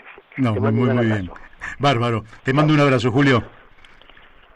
Bueno, hemos hablado con el doctor, aunque él no quiere que le diga, pero es el doctor, diputado de la ciudad, diputado nacional, Julio Raffo, profesor en filosofía del derecho, cosa que evidentemente... habla de una persona muy calificada, además de ser amigo. Delia de Aedo llama, dice que Cristina pidió la auditoría de la obra pública. Bueno, me parece excelente que se audite toda la obra pública. Bueno, me parece excelente, Delia, muchas gracias por el llamado, y ojalá se audite la obra pública, porque me parece que por allí transitó grandes caudales del Estado y lógicamente de los argentinos que aportamos, que contribuimos a través de nuestros impuestos al erario público, tenemos que saber cuál es el destino, que se hayan utilizado correctamente esos fondos y, en fin. Bueno, ahora en un minuto ya vamos a estar hablando también con el doctor Mario Borini. El tiempo se nos ha ido. Quiero informarles nada más a nuestros oyentes que el día 1 de mayo hice un escrito al cual no sé cómo podrían acceder si alguien lo quisiera leer, pero que se llama Por un socialismo ecológico, democrático y participativo. Un socialismo ecológico, democrático y participativo. Lo escribí el 1 de mayo con motivo del Día Internacional de los Trabajadores. Y bueno, no se los puedo leer porque son muchas páginas y el tiempo no nos daría y se aburrirían sobremanera, pero reflexiono sobre una cantidad de cosas y planteo, entre otras, que estamos necesitando una revolución en la Argentina. cuando se habla de revolución se entiende algo violento, pero también en la Argentina hemos acuñado la posibilidad de una revolución en paz. Una revolución en paz para la cual, entiendo yo, los sujetos de ese cambio son los jóvenes. Los jóvenes, que son los que más interés tienen en terminar con un capitalismo que estamos viéndolo por todos lados, en su expansión y en su intento de dominación, está haciendo desastres. Ya no son desastres de carácter puntual en el arroyo de una localidad, en un riachuelo, en un árbol que cortan. No, están haciendo catástrofes de naturaleza mundial. Este capitalismo está destruyendo el ambiente, está deshaciendo los bosques, destruyendo las altas cumbres donde se acumulan los glaciares, está contaminando el aire, contaminando los ríos, los lagos, los mares, está virtualmente destruyendo el ecosistema en el mundo y no puede ser que una sociedad se organice con el único objetivo de optimizar la ganancia del 1% más rico de la sociedad. Es absurdo que todos subordinemos nuestra vida a que los Bill Gates y tantos como él, que tienen 100.000 millones de dólares, 80.000 millones de dólares, 50.000 millones de dólares, todos tengamos que subordinar nuestra vida a estas enormes fortunas para que las sigan acrecentando sin beneficio alguno para la humanidad. Es momento de plantearse entonces otro modelo que históricamente se llamó alternativamente un socialismo, pero no un socialismo del siglo XIX ni un socialismo del siglo XX. Un socialismo ecológico, democrático y participativo, como modelo, a discutir, a charlar, a debatir. Bueno, en esta nota yo planteo una cantidad de cuestiones, incluso algunas de tipo programática. Vamos a ver si mañana le podemos dar lectura a alguna de todas ellas, porque me parece que hay algunas que efectivamente merecen ser apreciadas. Y bueno, les quería decir, porque este 1 de mayo fue la primera vez desde 1890 que el 1 de mayo lo pasamos todos en casa. No, muchas veces mucha gente lo pasa en casa, pero sin actos masivos. Es decir, ha habido actos virtuales, pero no ha habido actos. Es decir, en 130 años es la primera vez en el mundo que no hay actos del 1 de mayo. Ni siquiera en Cuba hubo acto del 1 de mayo, que es una tradición allí, y lo han hecho también virtual, quedándose en casa. Quiere decir que el mundo entero está, sometido a esta presión para que no prolifere el contagio del virus, del COVID-19, del coronavirus que nos está afligiendo, y ha impedido que haya un 1 de mayo como todos los años. Algunos, como un grupo de argentinas y argentinos que nos hemos asociado para impulsar el proyecto Justo 2021, es decir, una opción, una alternativa política para el año 2021, una propuesta política alternativa a las dos fuerzas mayoritarias del año 2019. Bueno, el 1 de mayo íbamos a hacer el acto de lanzamiento y lamentablemente nos fue imposible, porque lógicamente en ningún lugar nos podríamos reunir una cantidad importante de personas sin estar violentando la cuarentena, y por tanto lo hemos tenido que suspender. Como nos van quedando pocos minutos, lo que vamos a hacer es poner un pelito de música y yo trato de ver si me puedo contactar con Mario Borini para ir cerrando el programa, porque también tenemos un montón de otros temas, pero me gustaría cerrar con él, en tanto hacer una evaluación de estos 47 días de cuarentena que llevamos en la Argentina. Bueno, seguimos aquí en La Brújula por Radio La Luna y ya estamos en contacto con el doctor Mario Borini. Buenos días, Mario. ¿Qué tal, Mario? Buen día. Bueno, vamos a tratar de salir de la mejor forma posible desde el punto de vista técnico. Mi primer pregunta, Mario, es a 46 días del inicio de la cuarentena, ¿cómo evaluás la evolución por un lado, del COVID-19, los contagiados, los fallecidos, y al tiempo que el resto de las circunstancias en un país que realmente está conmovido. Sí, bueno, una de las cosas que hay que tener en cuenta es que esto se convierte en una pandemia a partir de que la OMS, la Organización Mundial de la Salud, en el año 2009, redefine lo que es una pandemia. Si no, esto no hubiera sido nunca una pandemia, porque era infectados en distintos continentes y ahora con alta mortalidad. Y ahora le han sacado alta mortalidad de tal manera que esto encajó justo en la definición de pandemia. Uh-huh. La otra cuestión es que uno mira el mapa y se ve claramente que la pandemia, si así se la quisiera llamar, predomina en el hemisferio norte. Uh-huh. O sea, más allá de lo que se diga que tiene o no relación con la situación geográfica, el mapa es elocuente y evidentemente está más localizada en el hemisferio norte. Uh-huh. Esa es otra condición. La otra circunstancia es que la cuarentena no forma parte de las 5 situaciones claves que hay que manejar respecto del control de la enfermedad, que sería la protección de boca y nariz, la distancia física, la higiene pública, impedir las reuniones, las grandes aglomeraciones. No, la cuarentena es una cosa optativa que muchos países han adoptado y otros no, y presenta una gran diferencia con la opinión generalizada de que la cuarentena es indispensable. El país que menos casos tiene por población, o sea, la menor tasa, es Costa Rica, en América Latina. Uh-huh. Y no hizo cuarentena total y obligatoria. Uh-huh. Si Argentina hubiera hecho la misma tasa que Costa Rica, en vez de tener 250 muertos como tiene ahora Argentina, tendría 60. Mira. O sea que la cuarentena es una elección de los países, es una decisión política que no está relacionada necesariamente con el control de la epidemia y no forma parte de las 5 circunstancias claves que sí controlan la infección.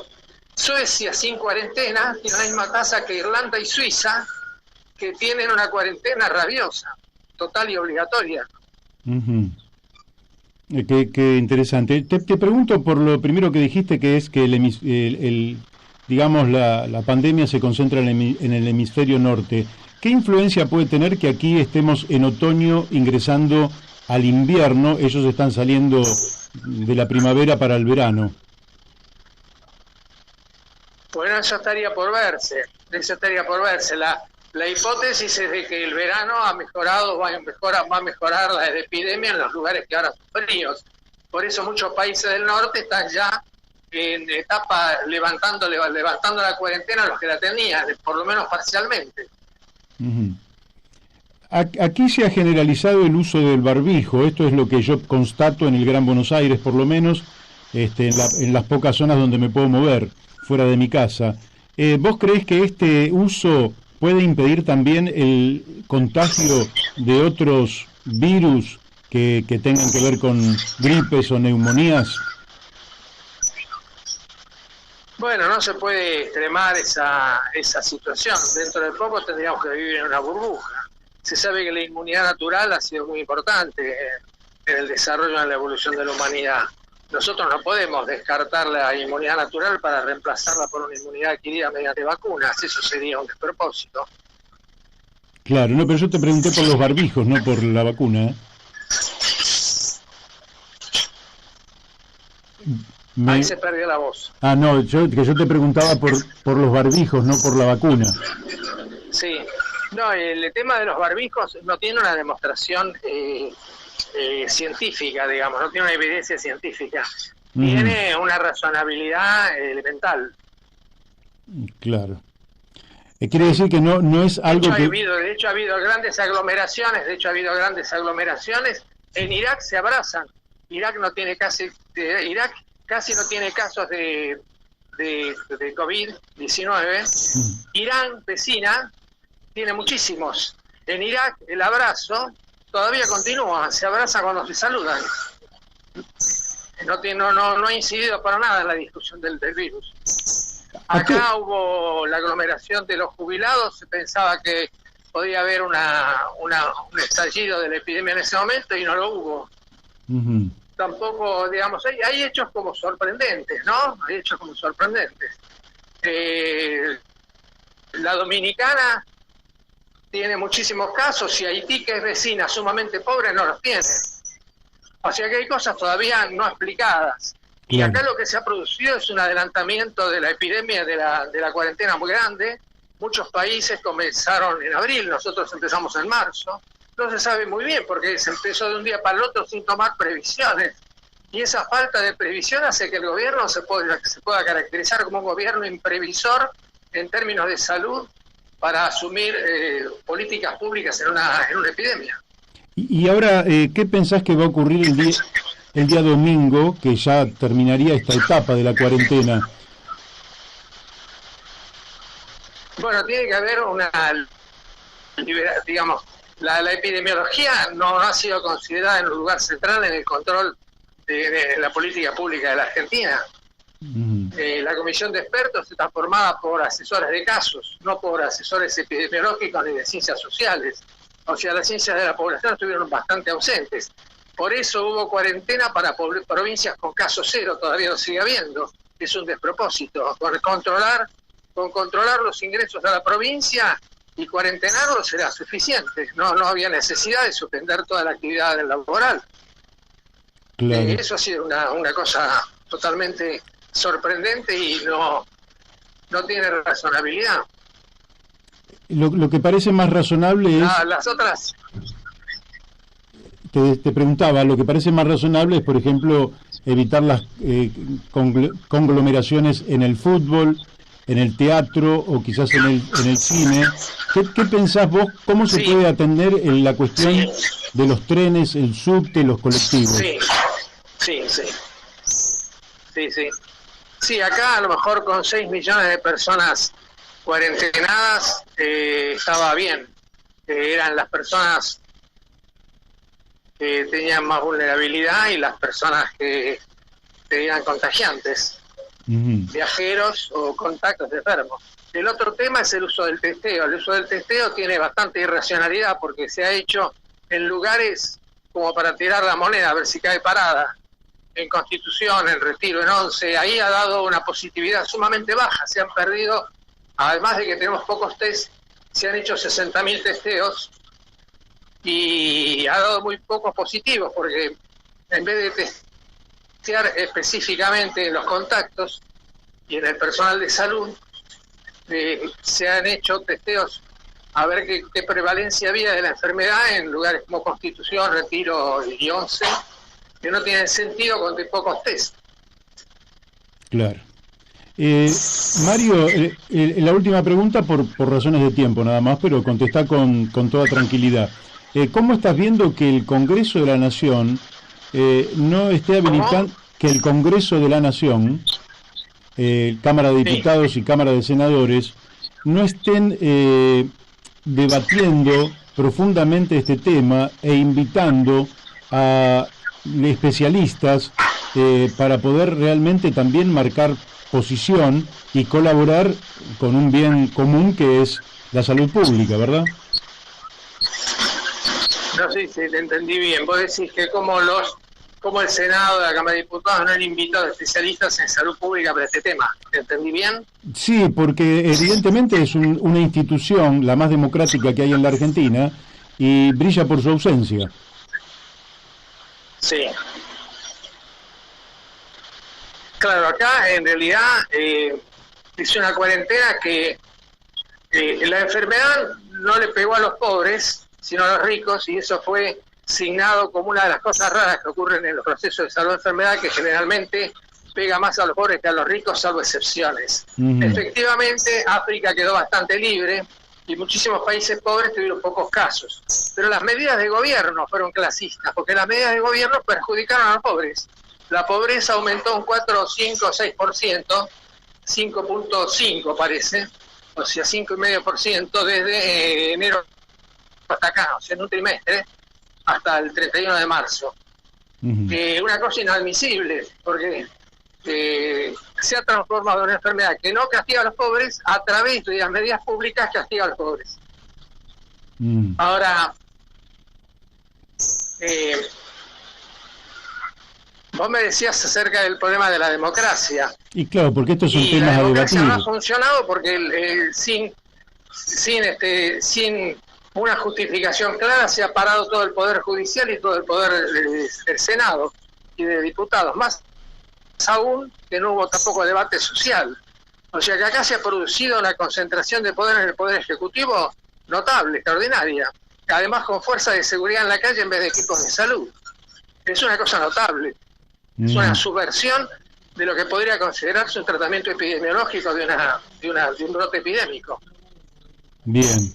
Bueno, Mario, por hoy te voy a agradecer tu participación y la vamos a seguir un poquito más adelante, porque nos hemos quedado sin el tiempo ahora ya tengo que entregar el programa porque sigue la programación de la radio. Te agradezco muchísimo. Por favor, muchísimas gracias a ustedes. Gracias. Bueno, hemos hablado con el doctor Mario Borini, ustedes han escuchado, es una voz que tiene componentes críticos, pero lo hace desde el conocimiento de la salud pública, que tiene en cuenta un conjunto grande de variables y que lógicamente lo que los argentinos estamos necesitando es debatir a fondo estas cuestiones, que cada vez sepamos más, y yo personalmente creo que no es un problema del Poder Ejecutivo, sino que es un problema de la democracia argentina, cuando diputados y senadores no se reúnen como corresponde porque dicen que tienen miedo. Si tienen miedo, renuncien. Si están muy viejitos para reunirse, renuncien. Si Carlos Menem cumplió 90 años y ya no está ni en condiciones físicas ni intelectuales, ni morales, porque su trayectoria lo inhibiría de participar en un debate en el Senado, que renuncie Carlos Menem. Pero Argentina merece que su Congreso esté debatiendo 8 horas los 7 días de la semana para encontrar las mejores ideas y las mejores soluciones a un problema que va a encadenar otros problemas, porque las cosas no son unas solas y por única vez, son multitud de temas que se encadenan y se proyectan en el tiempo, de manera que eso merece que el poder democrático más alto que tiene la Argentina, que es allí donde se reúnen todos los territorios de la nación y las distintas corrientes político-ideológicas de la Argentina, entre todos, buscando el bienestar general, debatan permanentemente a ver cómo surgen las mejores ideas, cómo se evalúan las experiencias de otros países y puedan aportarle al sistema público de salud las soluciones más inteligentes. Se terminó el tiempo, los dejo por hoy. Mañana vamos a estar hablando sobre política internacional, sobre la deuda externa, en fin, sobre temas realmente muy interesantes con protagonistas realmente de primer nivel. Los dejo, seguimos entonces aquí en La Brújula por Radio La Luna. Hasta mañana, chau.